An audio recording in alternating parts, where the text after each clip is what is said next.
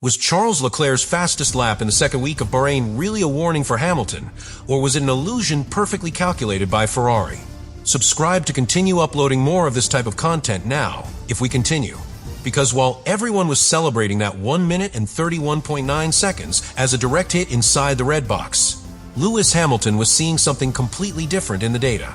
The second week of testing in Bahrain completely changed the tone of the preseason.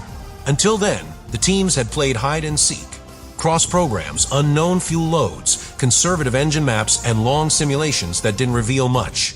But the third day of the second test broke that silent balance. Charles Leclerc clocked a 1 minute and 31.9 seconds. It wasn't just the best time of the day. It was the absolute best record of the entire preseason. And that, in an environment where every thousandth is analyzed with a magnifying glass, was a direct message.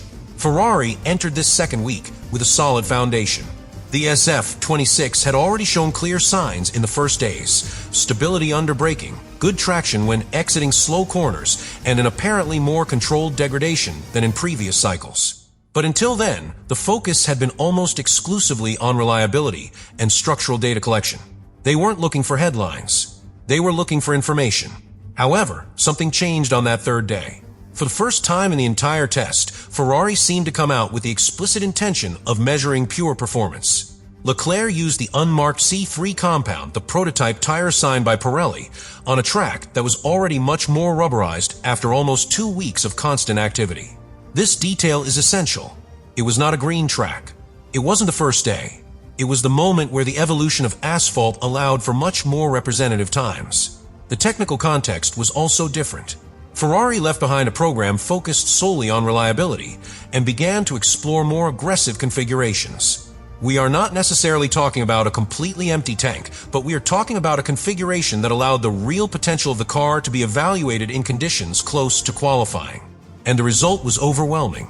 Meanwhile, other teams were not at the same point in the program. Mercedes and Red Bull dedicated much of their time to long runs, aerodynamic validations, and data correlation. That means direct comparisons were misleading. But the public does not see internal programs. See the timetable. And in the timetable, at the top was Leclerc. From the outside, it looked like a statement of dominance. A kind of internal warning to Hamilton in his new environment. Here I am, inside the red garage itself. But within Ferrari, the reading was much more strategic. It was not about humiliation, nor about establishing hierarchies. It was about sending a signal to the paddock. The SF-26 has real speed. What was truly relevant was not just the 1 minute and 31.9 seconds. It was the moment it was done. The second week of Bahrain is usually the closest to competitive reality. The programs are fine-tuned. The loads are adjusted. The cards begin to partially show. And in that scenario, Leclerc struck first. However, what seemed like a simple headline hid something deeper. Because while the outside world interpreted that time as an early verdict, inside the red box a much more complex battle began. The battle to understand the true ceiling of the SF-26. The 1 minute and 31.9 seconds was already in all the headlines. The networks were exploding. The quick analyses spoke of an internal slap and of Leclerc marking territory in his own home. But while the noise grew outside the box, inside the red garage the conversation was completely different. Because a lap in preseason is never analyzed by the final number. It is analyzed by context, and that's where the Real story begins. First, the fuel. Ferrari did not run with a completely empty tank, but it was not in conservative mode either. The setup was clearly more aggressive than in the previous days. It was the first time in the entire second week that the team left behind the almost exclusive focus on reliability and entered a phase of real exploration of performance. Second, the motor map. Although it was not the absolute maximum, it was at a higher calibration than that used in long simulations. This completely changes the reading of a turn. 0.3 can appear or disappear only with that setting. Third, the evolution of the track. After almost 2 weeks of continuous filming on the same circuit, the asphalt was much more rubbery. The references from the first test were no longer valid.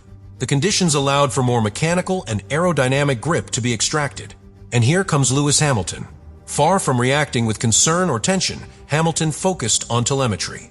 It compared sectors' minimum curve speeds, exit traction, energy consumption, and estimated degradation. What he was looking for was not peak performance. I was looking for structural consistency. And what he found was interesting. The SF SF-26 wasn't just fast in a lap. It showed balance in changes of direction and a wider operating window than in previous seasons. That's much more dangerous than just fast time. A car that forgives small mistakes and maintains stability under different loads is a car that can sustain race pace. In long runs, Ferrari didn't seem to crush anyone, but he didn't show obvious weaknesses either. The rhythm was constant, the degradation was under control, and most importantly, the car responded predictably. Hamilton understood something key at that moment. Leclerc's return did not represent the Ferrari's absolute ceiling. It represented a partial sample, a first flash. But there was still hidden room in the energy management and pure classification configuration. While the world interpreted that 1 minute and 31.9 seconds as an anticipated sentence, Hamilton saw it as a piece of information within a much broader matrix. Because a championship is not won with an isolated test lap. You gain by repeating performance with a medium tank, with used rubber and under real pressure. And in that deep analysis, Hamilton saw no immediate threat. He saw potential. And that completely changes the story. Because the shocking thing is not that Leclerc was the fastest of the second week in Bahrain. The shocking thing is what Hamilton understood after analyzing that lap. While the outside saw an internal declaration of hierarchy, Hamilton saw a controlled experiment. And that completely changes the narrative. Lewis made clear in his statements that he is still building understanding turn by turn and fine-tuning the balance. Many interpreted those words as slow adaptation. But in reality, it is a strategy. He is not looking for the test holder. You are looking for the structure of performance. And here comes the truth that he himself slips between the lines. The 1 minute and 31.9 seconds is not the ceiling of the SF-26. It's just a layer. According to his internal reading, that lap was given in more aggressive conditions regarding fuel and engine map than those he himself was using in his program. That means the direct comparison between both sides of the garage is not linear. They were not executing the same plan. Hamilton did not react because he understood the full context. And what you really care about is not an isolated ranking simulation. What matters is the car's ability to reproduce long stint performance with real wear, with a medium tank and under thermal pressure. Because that's where a championship is decided. And there is something even deeper that if the SF-26 combines what Leclerc showed in one lap with the consistency that Ferrari showed in long runs during the second week, then Ferrari doesn't just have a fast car, it has a versatile car. And a versatile car is the most dangerous weapon in a long season. Hamilton's revelation was not an explosive sentence. It was a posture. Calm, trust, analysis. While the paddock was talking about Leclerc's blow, Hamilton was reading the hidden potential. He understood that Ferrari had not yet shown everything, and that includes its own room for improvement. Because if Leclerc struck first with a fast lap, Hamilton is preparing something different, the consistency that defines champions. Bahrain's second week did not define internal hierarchies. It defined the beginning of a cold war within the red box. And if Hamilton has shown anything throughout his career, it is that when he does not react emotionally, it is because he is preparing the correct response. Now the question is not who is faster in the test. The question is who will know how to transform that potential into real points when the traffic light goes out for the first time. The second week of Bahrain left us with a powerful image. Charles Leclerc at the top of the table with a 1 minute and 31.9 seconds, which was the absolute best time of the entire preseason. A media coup, a perfect headline, a clear message out there. But when we remove the noise, when we remove the superficial impact of the timing table, what's left is something much more interesting. It was not a sentence. It was a partial display of the SF-26's potential. Ferrari decided to show a part of its speed. Not all. Enough to measure the roof in near-grade condition. And Leclerc executed that task with surgical precision.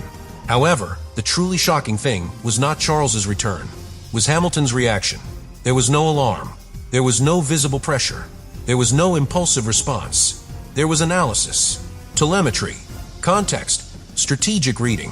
Hamilton understood that the championship is not built on an isolated test lap, but on the repetition of performance under real load, with degradation, with traffic, and with pressure.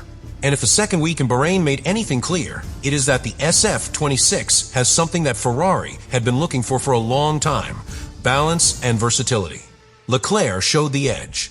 Hamilton is studying the complete weapon. What seemed like an immediate battle for internal hierarchy is actually the beginning of a much deeper dynamic. A technical and psychological cold war within the red box. because when one launches the first media blow, and the other responds with absolute calm, usually the second one knows something more. The second week of Bahrain did not decide who is the leader in Ferrari, but he did make it clear that this year the fight will not only be against the rest of the grid, it will also be internal, and that combination can make Ferrari the most dangerous team in 2025. If you want, we can now expand the first block even further to delve into greater technical and psychological detail into the exact context in which Leclerc set that 1 minute and 31.9 seconds during the second week in Bahrain, adding even deeper analysis without repeating information. Subscribe to continue uploading more of that content. Now you really think about all this.